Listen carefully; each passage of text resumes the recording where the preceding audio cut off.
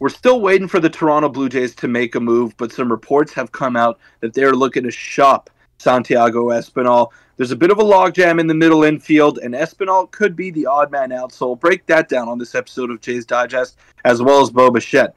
We're hearing the rumors. We're hearing that some teams might be interested, but the Blue Jays are not interested in dealing their star shortstop. So we'll have that and much more coming up next.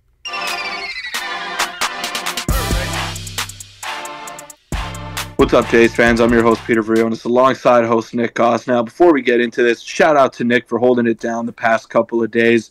I've been gone, been very busy with work, so Nick's been holding down the fort like he usually does. So thank you, Nick. I appreciate it. I missed a lot of juicy Ohtani news that came out, but maybe I'm the curse. Maybe I'm the one that's got to, kind of distance himself, and the Blue Jays are going to make something big happen here. But in all seriousness, I mean, there's a lot of stuff going on around Major League Baseball. We see the St. Louis Cardinals, one of the main trade partners with the Blue Jays, making a lot of moves. A lot of stuff is going down, and the Blue Jays seem to be in the market to do something big. Now, Nick, this is pretty big, what we're going to discuss in this video. Yeah, a lot of stuff is going down. Like you said, the Ohtani rumors, you missed out as soon as you go on a little break. A bunch of Ohtani stuff comes out. Before we get into that, we're very close to 10,000 subscribers. We're almost 100 away, so make sure to hit the subscribe button. About 70% of you guys aren't subscribed. Scroll down. We're really pushing for that now. All right, let's get into it. So a report came out today, or I guess yesterday is the time of this video being uploaded, the similar day to the Ohtani news, that the Jays are shopping Santiago Espinal. And this kind of got lost in the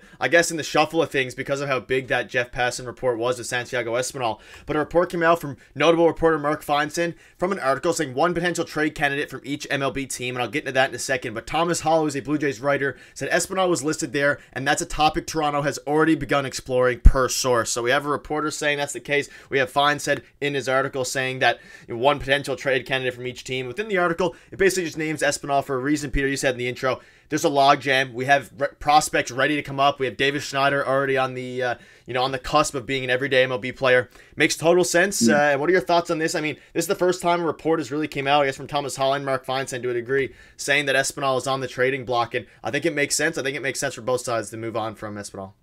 Yeah, we've been talking about it for a while here, Nick, that Espinal could be the odd man out. We're not quite sure what his trade value is. It can't be that high after another season of not much power and a season of down defense by his standards. So he wasn't the same player that we've all come accustomed to seeing over the past few years here, but I do see something of this nature happening fairly soon. Now, like you said, that logjam, Davis Schneider seems to have a lot more playing time lined up for him at second base, at third base, left field.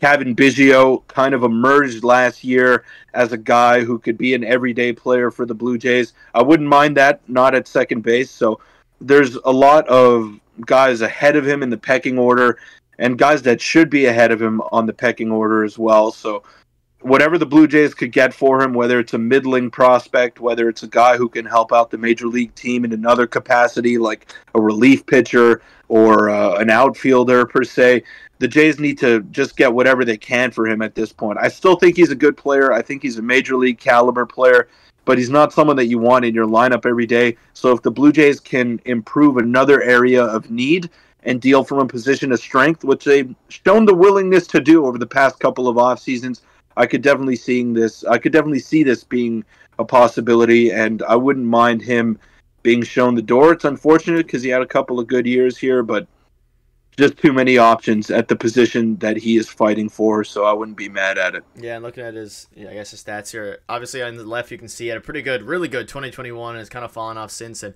he's known for his defense, and last year, as bad as it sounds, he was a very, very poor defender, albeit he showed some flashes, but he was not the former Gold Glove candidate like we thought he once was. So I think it's time to move on. And again, honestly, at this point, I'd just rather give those reps to a different player, whether that's Davis Schneider, whether that's even Cavan Biggio to a degree, guys who have a higher ceiling. So I agree with you. I want to see it happen, and let us know in the comment section what your thoughts are on that. Now let's get into something else. Peter, I think probably maybe in the last video you were here, maybe a couple before, we were still on the Bo Bichette trade topics, where John Morrissey came out and doubled down on the fact that the Blue Jays are indeed, or at least were at some point, open to potentially trading Bo Bichette. Ben Nicholson-Smith yesterday came out in an article and basically shut that down to a degree, at least as of now. So he said Bichette check. The non-Jays execs I've spoken to this winter under the impression the Jays plan to keep Bo Bichette.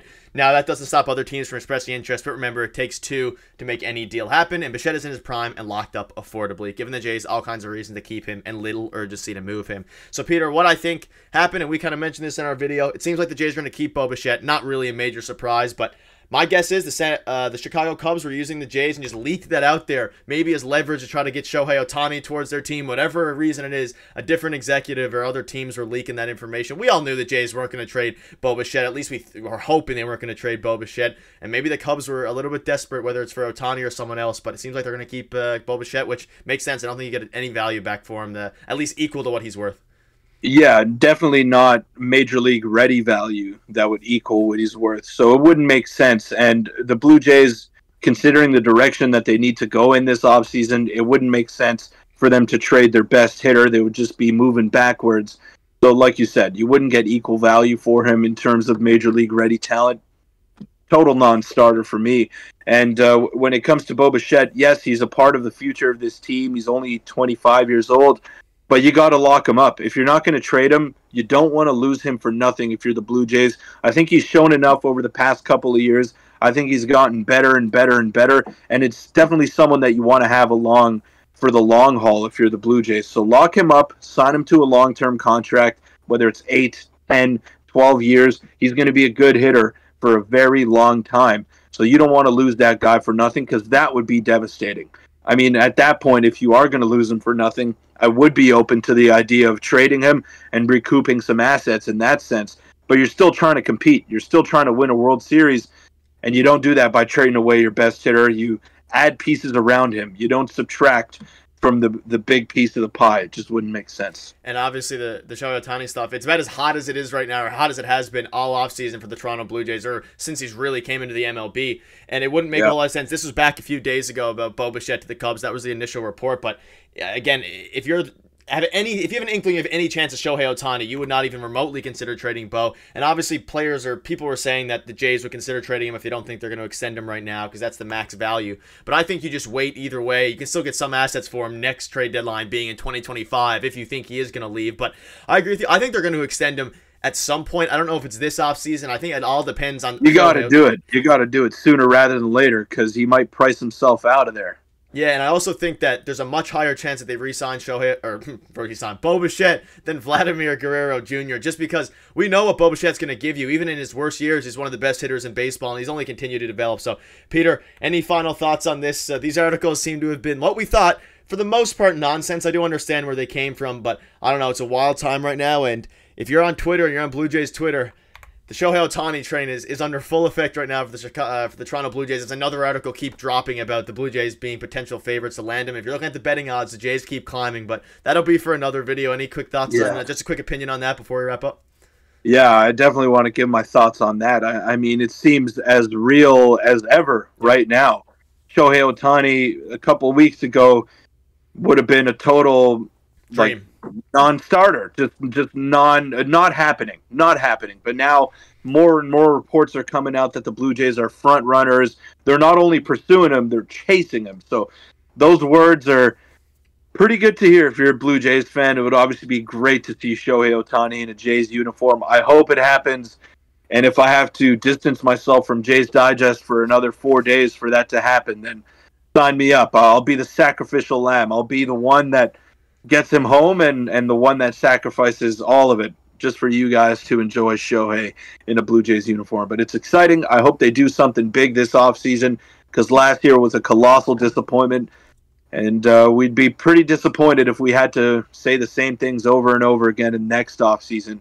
So the Jays acknowledge that they have to do something big, and now's the time. Yeah, and winter meetings start in, I think, exactly a week or around a week from today is when they're all starting, and that's when reporters are saying Ohtani will have his decision majority made up. But that'll wrap up the video. If you want to check our video from yesterday, click on your screen right now, and we'll see you guys in tomorrow's video, where hopefully Shohei Ohtani is a Blue Jay.